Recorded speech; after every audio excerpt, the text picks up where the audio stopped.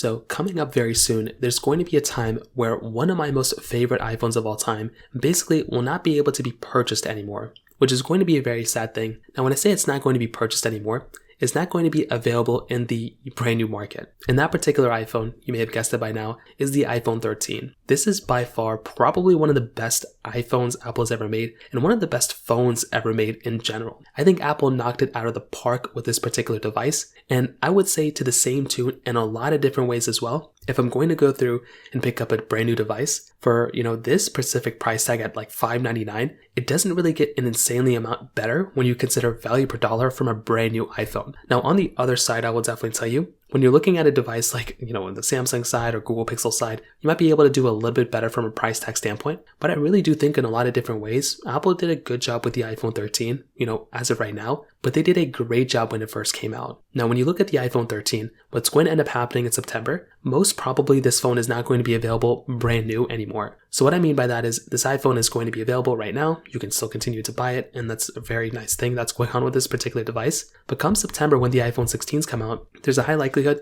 this phone is no longer going to be able to be purchased in the brand new market. Apple's probably going to drop it, and they're going to focus their attention on the iPhone 16s. They're going to drop the iPhone 14 to this price tag, but that might be a bad thing if you're wanting to go and get a brand new iPhone at $599, because there might be a chance Apple may end up removing this $599 iPhone in general in favor for maybe a $649 iPhone SE3, and that's not super crazy to kind of think about. I hope Apple doesn't do that because I think it's just going to cannibalize a bunch of sales. But when you consider what they did with the iPhone 11, when that iPhone was done, they totally removed that, brand new iPhone at, the iPhone, 11 price tag at $499. So there's no longer an iPhone you can buy at $499, only $599 now. And I do think, I hope they don't do this, but I think there's a high likelihood Apple could end up doing that at some point as well in the future. So not only could it be the last time you could buy the iPhone 13, this may be the last time you could buy a last year's or 2 years ago flagship or like mid-tier phone for that price tag that Apple's going to consider at, $599. So we're going to see what happens.